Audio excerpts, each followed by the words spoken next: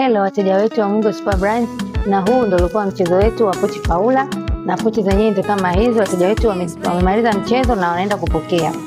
Kuna rangi tofauti tofauti, kuna hii hapa ya maroon, kuna goldi, kuna cream na kuna nyeusi.